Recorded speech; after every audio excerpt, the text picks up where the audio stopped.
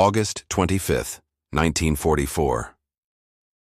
The summer sun beat down mercilessly on the French countryside as Lieutenant General George Patton's Third Army tore through German defenses like a knife through butter. The Wehrmacht, Adolf Hitler's once invincible war machine, had never anticipated what was coming. Not the speed of the Allied advance, not the ferocity of American armor, and certainly not the logistical miracle that would keep it all moving forward. In the smoldering ruins of Normandy, where Operation Overlord had smashed through Fortress Europe just weeks earlier, a crisis was brewing that would either win or lose the war. The Allied forces had achieved what seemed impossible, breaking out from the hedgerows and bocage country where they'd been bloodied since D-Day. But victory brought its own problem. Success was eating itself alive. Major General John Lee stood in his headquarters at Valognes, staring at supply reports that told an increasingly desperate story. The Communications Zone, or COMZ as the Logistics Command was known, faced an enemy more insidious than any panzer division: distance. According to planning documents from the combined chiefs of staff, the Allied armies weren't supposed to reach the Seine River until September 19th. Instead, Patton's tankers had crossed it a full month early. The carefully calculated supply lines, the meticulously planned depot system, the railroad reconstruction schedules, all of it was obsolete before the ink dried. The forward divisions were now consuming 400 tons of supplies per day, and they were getting farther from the beaches with every hour. Captain John Lilly of the Transportation Corps watched endless columns of Sherman tanks grinding eastward toward Germany and knew the terrible arithmetic. Each armored division needed 300,000 gallons of gasoline per day. Each infantry division required 600 tons of supplies daily. Multiply that by dozens of divisions, and the numbers became astronomical. The destroyed French rail system couldn't help. German demolitions had been thorough, and bridges lay twisted in rivers across Normandy. The ports of Cherbourg and the artificial Mulberry harbors on the invasion beaches were now 150 miles behind the front lines. Soon that distance would be 300 miles, then 400. Something had to bridge that gap, and it had to happen immediately. The solution emerged from an unlikely source: the Red Ball Express, a name borrowed from American railroad terminology, where Red Ball meant priority freight that got through at all costs. Brigadier General Frank Ross, the head of the Transportation Corps Motor Transport Brigade, conceived a radical plan. Instead of the conventional supply system where trucks made short hops between depots, they would create a dedicated highway loop running from the Normandy beaches directly to forward supply dumps. Only military vehicles would use these roads. No civilians, no local traffic, just an endless conveyor belt of trucks racing supplies to the front. The concept was simple, but the execution would require every available wheel in France. According to historical records maintained by the United States Army Transportation Museum, the system would eventually involve over 6,000 vehicles in continuous operation, driven by men who would become legends in their own right, though few would ever know their names. August 29, 1944. The Red Ball Express roared to life with an urgency born of desperation, and its face was not what Wehrmacht intelligence officers would have imagined. As reported in the official U.S. Army history, the logistics of the breakout and pursuit, approximately 75% of the drivers who would keep this massive operation running were African-American soldiers, men who had crossed an ocean to fight for freedoms they didn't fully possess at home. These were the soldiers of the 660th, 666th, and 3,597th Quartermaster Truck Companies, along with dozens of other segregated units that formed the backbone of wartime logistics. Corporal Charles Stevenson gripped the steering wheel of his 2.5-ton GMC truck, call sign Deuce and a Half, as he pulled out from the depot at St. Lo. The truck bed behind him carried 5 tons of artillery shells, more than twice the vehicle's rated capacity. But these were desperate times. Around him stretched a convoy of 40 trucks, all loaded beyond reason, all driven by men who understood that American soldiers would die if the supplies didn't get through. The rules were simple enough. Maintain 60 yards between vehicles, no stopping except for mechanical breakdown, no passing except by order, and maintain blackout discipline after dark. The reality would prove far more complex. The Red Ball highway system consisted of a northern route running from Normandy toward Belgium and a southern return route bringing empty trucks back to the beaches. White painted signs with red balls marked every intersection, every turn, every mile of the dedicated roadway. Military police stood at crucial junctions to ensure no one strayed from the route. The trucks themselves were marvels of American industrial production. Sturdy GMC CCKW vehicles that could handle punishment that would destroy European lorries. Each truck had a three-man crew: driver, assistant driver, and a guard riding shotgun with an M1 carbine. They would need those weapons more often than anyone anticipated. Technical Sergeant William McIntosh, a maintenance officer with the 788th Ordnance Company, watched the convoys roll past with a mechanic's eye. These trucks were being pushed beyond all reasonable limits. The Army had calculated that each vehicle should average 35 miles per hour and complete a round trip every 3 days. Instead, drivers were doing double runs, triple runs, sleeping in their cabs, and pushing their vehicles to breaking points. Tires wore out after 1,000 miles instead of the expected 5,000. Engines overheated. Transmissions ground themselves to pieces. And still the convoys rolled, because stopping meant the front collapsed. Lieutenant David Egan commanded a convoy that would make the run from Cherbourg to Chartres, a distance of 250 miles that would take 16 hours of hard driving. His drivers came from Louisiana, Mississippi, Georgia, men who had picked cotton and worked loading docks, who had been denied opportunities at home but now held the fate of the European campaign in their calloused hands. They drove through rain that turned French roads to rivers of mud, through scorching heat that made the truck cabs into ovens, through nights so dark that they navigated by following the tiny cat's eye lights on the vehicle ahead. German Luftwaffe pilots occasionally strafed the convoys, and French resistance fighters sometimes mistook them for enemy columns. The Red Ball Express was dangerous, exhausting, and absolutely essential to everything happening at the front. September 5, 1944. The statistics were staggering. Numbers that defied everything the German General Staff had calculated about Allied capabilities. The Red Ball Express was now delivering approximately 12,500 tons of supplies daily, a figure that represented roughly 89% of all supplies moving to forward units. This wasn't just fuel and ammunition, it was food, medical supplies, spare parts, winter clothing, and 1,000 other items that modern mechanized warfare consumed like a beast with an insatiable appetite. The Wehrmacht had fought according to European logistics doctrine, where armies advanced at the speed their supply columns could manage. The Americans had decided to reverse that equation. Their supply lines would keep pace with their tanks, no matter what it took. Major Richard Crawford stood at the forward supply dump near Verdun, watching an endless stream of trucks arrive, unload, and depart within minutes. The dump itself was just a field marked by flags and guarded by military police. No permanent structures, no elaborate warehousing, just supplies stacked under tarps with armed guards keeping watch. Each truck that arrived was unloaded by teams of soldiers working with desperate speed. Artillery shells went to one pile, gasoline cans to another, rations to a third.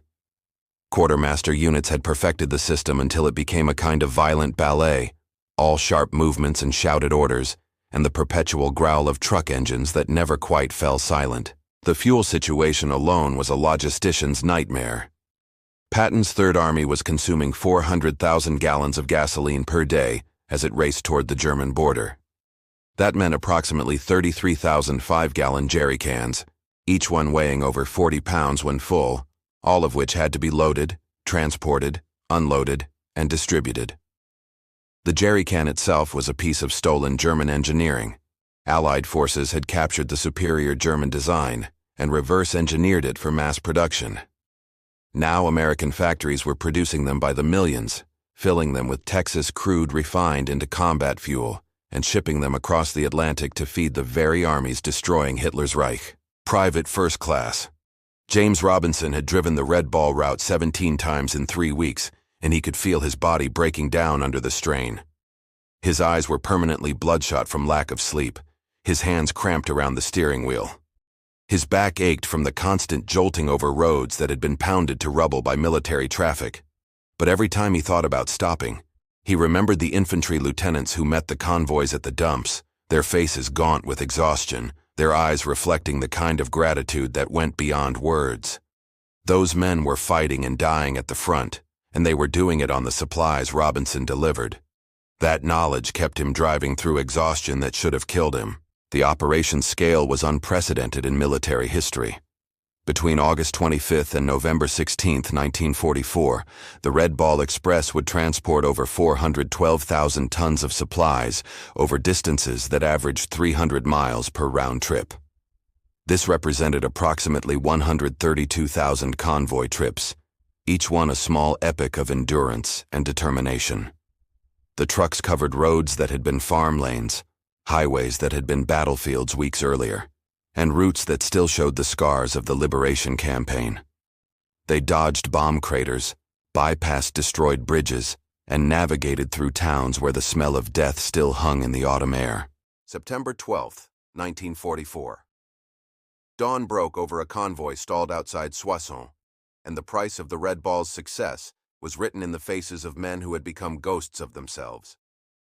Corporal William Hayes sat slumped over his steering wheel, asleep despite the morning light, his body having finally overridden his will. Around him, other drivers were in similar states of collapse. The Red Ball Express had achieved the impossible, but it was burning through human endurance like fuel in a tank engine. The Transportation Corps had calculated that each driver needed 8 hours of rest per 24-hour period.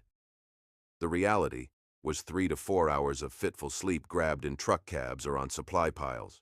Captain Robert Johnson, a battalion medical officer attached to convoy operations, was documenting a crisis that higher command didn't want to acknowledge.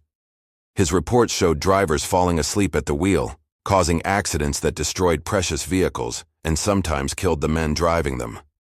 He recorded cases of men hallucinating from exhaustion, seeing German soldiers in the shadows, hearing engines that weren't running. Some drivers developed a 1,000-yard stare identical to combat infantry, the look of men who had been pushed beyond their breaking point, but kept functioning through sheer force of will. The official accident reports listed mechanical failures and driver error, but Johnson knew the truth. They were killing these men through overwork. The maintenance situation had become equally desperate. Sergeant Thomas Wright supervised a field maintenance unit that was supposed to service 20 trucks per day. Instead, they were handling 60, working around the clock with inadequate parts and improvised tools. Wright watched mechanics welding broken frames with equipment designed for field repairs to damaged tanks. They were cannibalizing destroyed vehicles to keep others running, pulling transmissions from wrecks and installing them by flashlight in the middle of the night. The standard practice of preventive maintenance had been abandoned entirely. Trucks ran until they broke, then were repaired and thrown back into service without the proper checks and overhauls that would ensure longevity. Private Eddie Griffin had been driving for 42 hours straight when his truck left the road outside Nancy. He didn't remember the accident, just waking up in a ditch with his assistant driver shaking him, shouting his name. The truck was totaled, its front end wrapped around a tree, 5 tons of medical supplies scattered across a French field. Griffin had simply fallen asleep, his brain shutting down despite every stimulant the Army could provide, despite the coffee and Benzedrine tablets that were being distributed like candy. He was one of hundreds of drivers who would crash from exhaustion during the Red Ball's operation. Some walked away, others didn't. The racial dynamics added another layer of complexity to an already difficult situation. These African American soldiers were performing heroic service under conditions that would have broken many units, yet they faced the same discrimination they had known in civilian life. They weren't allowed to enter certain recreation facilities. They were paid less than white soldiers doing identical work.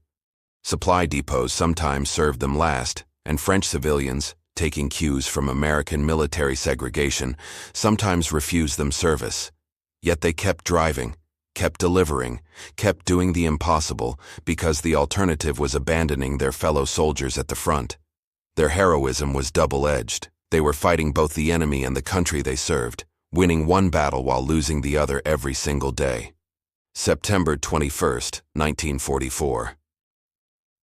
In a bunker outside Aachen, Colonel General Alfred Jodl studied intelligence reports with growing disbelief, finally comprehending what had seemed impossible. The Wehrmacht's intelligence services had been tracking Allied movements with their characteristic efficiency, but the conclusions they were reaching contradicted everything they knew about logistics. German doctrine held that mechanized armies could advance approximately 12 miles per day while maintaining supply lines.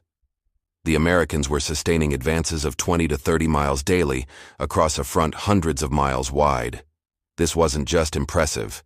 According to German calculations, it was theoretically impossible. Major Klaus Richter of the Oberkommando der Wehrmacht sat before maps covered in red arrows marking American truck movements, spotted by reconnaissance aircraft and partisan observers. The intelligence picture revealed something extraordinary: a continuous flow of vehicles stretching from the Normandy coast to the German border, an arterial system of supply that operated 24 hours a day. German quartermasters calculated that such an operation would require at least 10,000 trucks operating simultaneously. Even if the Americans had that many vehicles, and German intelligence had severely underestimated Allied production capacity, maintaining them should have been impossible. The wear and tear alone should have ground the system to a halt within weeks. What the Germans didn't understand was American industrial capacity and the peculiar genius of mass production. While German factories built vehicles as precision instruments, carefully crafted by skilled workers, American factories stamped out trucks like newspapers rolling off a press. The GMC CCKW that formed the backbone of the Red Ball Express was designed for simplicity and interchangeability. Any mechanic could repair one with basic tools. Parts were standardized across thousands of vehicles. If a truck was too damaged to repair quickly, it was pushed to the side and cannibalized, its working parts keeping other trucks running.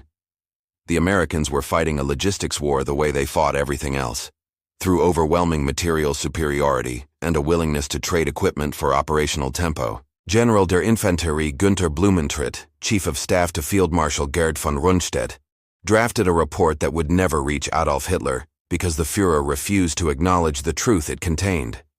Blumentritt wrote that the Western Front was collapsing not because German soldiers lacked courage or skill, but because they were fighting an enemy that could sustain combat operations at a pace that defied traditional military theory. German units were running out of fuel, ammunition, and food, while their opponents seemed to have unlimited supplies. The report identified the American truck convoys as the critical factor in Allied success, but it also noted that destroying those convoys was nearly impossible.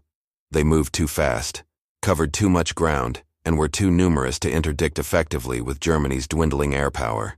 The Luftwaffe had tried to disrupt the Red Ball Express with what few aircraft remained. Messerschmitt Bf-109 fighters and Focke-Wulf Fw-190 fighter bombers occasionally strafed the convoy routes, but the results were negligible. For every truck destroyed, 10 more appeared. American anti-aircraft units protected key choke points, and Allied air superiority meant German pilots were flying suicide missions just to reach the target areas. A few partisan groups working with German intelligence attempted ambushes, but the convoys were too heavily guarded, and the French population generally protected the supply lines that were bringing liberation. The Wehrmacht had built its strategy around blitzkrieg, lightning war that overwhelmed opponents before logistics could catch up. Now they faced an opponent who had industrialized logistics itself, turning supply lines into weapons as deadly as any tank or bomber. October 3, 1944. Behind every truck rolling toward Germany, there stood an infrastructure of support that military histories often overlooked, and at its heart were the women who had transformed the supply system from chaos into a functioning machine. In the sprawling depot at St. Lo, Second Lieutenant Mary Washington supervised a sorting operation that processed 20,000 tons of supplies per week, ensuring that every item went to the right unit at the right time. She and hundreds of other Women's Army Corps personnel had deployed to France shortly after D-Day, taking on roles that freed male soldiers for frontline service while proving that modern warfare depended on more than just combat troops.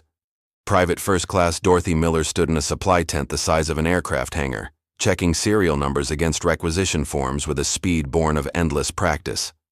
She was part of the 6698 Headquarters Platoon, Women's Army Corps, one of several all-black WAC units serving in Europe. The irony wasn't lost on her. She had grown up in Alabama where she couldn't vote, couldn't attend white schools, couldn't drink from white water fountains. Now she was in France, sorting ammunition for the guns that were destroying Hitler's army, working 16-hour days because the war wouldn't wait for anyone's convenience. The supplies she processed would be loaded onto Red Ball trucks within hours, carried forward by drivers who looked like her brothers and uncles, all of them fighting a war on multiple fronts. Sergeant Helen Richardson supervised the fuel distribution point at Chartres, managing an operation that pumped 1,500 tons of gasoline daily into the 5-gallon jerry cans that kept Patton's tanks moving. Her hands were permanently stained with petroleum products. Her uniform reeked of gasoline fumes. She had breathed so much fuel vapor that everything tasted like petroleum. But she kept the pumps running 24 hours a day because stopping meant soldiers died. Richardson had learned to detect water contamination in fuel by sight, to calculate flow rates in her head, and to coordinate with truck dispatchers to ensure no vehicle left without a full load. Her efficiency reports rated her performance as exceptional, though they somehow forgot to mention the racism she faced from male officers who resented taking orders from a black woman. The medical support system relied heavily on Army nurses who established field hospitals along the Red Ball route. Captain Barbara Hayes commanded a surgical team that treated convoy casualties, drivers who had crashed from exhaustion, mechanics injured by faulty equipment, guards wounded in scattered firefights with German stragglers. Hayes and her nurses worked in tents with dirt floors, operating by generator-powered lights, sterilizing instruments with whatever clean water they could find. They saved lives that official histories would never record, men who died not in glorious combat, but in stupid accidents caused by equipment failure or human exhaustion. These weren't glamorous wounds. They were crushed limbs from mechanical failures, burns from overheated engines, infections from cuts that went untreated because no one had time to stop for medical care. Communications specialist Joan Matthews sat before a switchboard at COMZ headquarters, routing urgent calls between convoy commanders and supply depots. She and her fellow operators handled thousands of calls daily, connecting requests for replacement vehicles with maintenance depots, routing emergency medical calls to field hospitals, coordinating with military police to clear accident sites. The work was mind-numbing and critical. One missed connection could mean a convoy going to the wrong location, supplies arriving too late, or a soldier bleeding to death because the ambulance went to the wrong coordinates. Matthews worked 8-hour shifts that regularly stretched to 12 or 14 hours because the system couldn't function without constant communication. She fell asleep hearing phantom telephone rings, dreaming in dispatch codes and grid coordinates. November 8, 1944. The Red Ball Express had achieved something unprecedented in military history, but its very success was killing it. Lieutenant Colonel James O'Brien stood at the main depot reviewing operational reports that showed the system was collapsing under its own weight. They had delivered over 412,000 tons of supplies, moved entire armies across France, and sustained an operational tempo that had shattered German defensive plans. But the cost had been enormous. Over 30% of the EA vehicles were deadlined, military terminology for broken beyond immediate repair. Driver fatigue had reached critical levels, with some men having worked 90 consecutive days without proper rest. The maintenance system had broken down entirely, reduced to cannibalization and field-expedient repairs that kept trucks running, but would never pass peacetime inspections. The strategic situation had also changed. The Allies had finally captured the port of Antwerp in Belgium, which could handle far more cargo than the Normandy beaches. Railway reconstruction had caught up with the front lines, allowing heavy cargo to move by train rather than truck. The lightning advance across France had slowed as German resistance stiffened along the Reich's borders. The desperate urgency that had birthed the Red Ball Express was giving way to a more conventional supply situation. On November 16, 1944, the order came down. The Red Ball Express would cease operations. The trucks would be redistributed to normal supply duties. The dedicated highway system would revert to regular military traffic. The great experiment was over. Corporal Charles Stevenson, who had made 63 round trips from Normandy to the front, sat in his truck cab for the last time as a Red Ball driver. He was 24 years old and felt ancient. His hands shook from exhaustion even when he wasn't driving. He had lost 30 pounds from his already lean frame.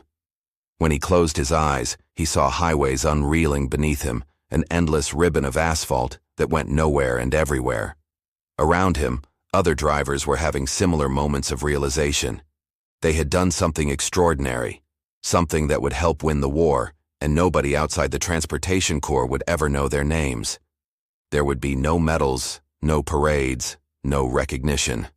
Just orders for their next assignment and the knowledge that they had done the impossible when it mattered most. Major General John Lee issued a commendation to all units involved in the Red Ball operation, citing their exceptional service under difficult conditions.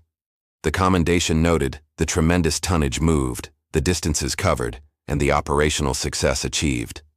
What it didn't mention were the men who had died in accidents, the permanent injuries from exhaustion and overwork, or the psychological toll of 3 months spent driving under conditions that would have been considered criminal abuse in any other context. The official history would record statistics and operational details. It would not record Private First Class James Robinson's nightmares about endless highways, or Sergeant Thomas Wright's shaking hands that never quite steadied, or Captain Robert Johnson's unpublished reports about the human cost of velocity. The legacy of the Red Ball Express would be complex and contested. For white America, it would become a footnote in the larger story of Allied victory, a logistical achievement mentioned briefly in histories focused on combat operations. For African American soldiers and their communities, it would represent something more profound, proof that black soldiers could perform at the highest levels under the most demanding conditions, that segregation and discrimination were lies contradicted by wartime necessity. These men had driven the trucks that kept Patton's tanks moving, that sustained the advance that liberated Western Europe. They had done it while facing racism from their own military, while being denied the full benefits of the GI Bill they were earning, while knowing they would return home to a country that still treated them as second-class citizens. Their service was a promise and an indictment, a demonstration of capability, and a damning accusation against the system that had oppressed them. The Wehrmacht had never imagined American trucks would create such a supply line, but they also never imagined that the men driving those trucks would be fighting for a nation that didn't fully acknowledge their humanity. December 15, 1944. Snow was falling on the French countryside when historian Captain Forrest Pogue toured the now quiet Red Ball routes, documenting what would eventually become the official Army history of the operation. He walked along highways still marked with Red Ball signs, now fading and torn, reminders of a logistics miracle that had changed modern warfare forever. The immediate tactical impact was undeniable. The Red Ball Express had enabled the Allied armies to maintain pressure on German forces during the critical weeks after the Normandy breakout, preventing the Wehrmacht from establishing coherent defensive lines that might have prolonged the war by months or years. Without those 12,500 tons delivered daily, Patton's advance would have stalled somewhere in central France, giving Germany time to consolidate defenses and potentially develop the wonder weapons Hitler kept promising. The strategic implications were equally profound. The Red Ball operation demonstrated that logistics could be weaponized, that supply lines could become offensive tools rather than defensive constraints. Traditional military doctrine held that armies advanced until their supply lines stretched to breaking point, then paused to consolidate. The Americans had proven that doctrine obsolete. With sufficient vehicles, adequate fuel, and willing drivers, an army could sustain advance rates that overwhelmed enemy defensive preparations. This lesson would inform American military planning for decades, leading to the logistics-heavy approach that characterized Cold War military strategy and eventually the supply chain management that dominated 21st-century warfare. The racial dynamics cast a long shadow that extended far beyond military operations. African-American soldiers who had performed heroically in the Red Ball Express returned home to Jim Crow segregation, lynch mobs, and systematic discrimination.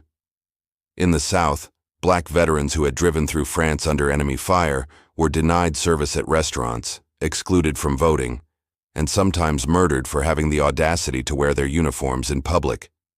The cognitive dissonance was staggering. Men who had been essential to defeating fascism in Europe were subjected to American apartheid at home. Yet their service became ammunition for the civil rights movement that would explode a decade later. How could America claim moral superiority over Nazi Germany while treating its own citizens as inferiors. The question hung over the nation like a storm cloud, unanswerable and undeniable. The technological legacy was perhaps the most subtle but far-reaching consequence. The Red Ball Express had proven that mass-produced vehicles could outperform precision-crafted European equivalents when deployed at sufficient scale. This validated the American industrial model. Quantity had a quality all its own. The lessons learned about vehicle design, maintenance procedures, and logistics planning would inform commercial trucking for generations.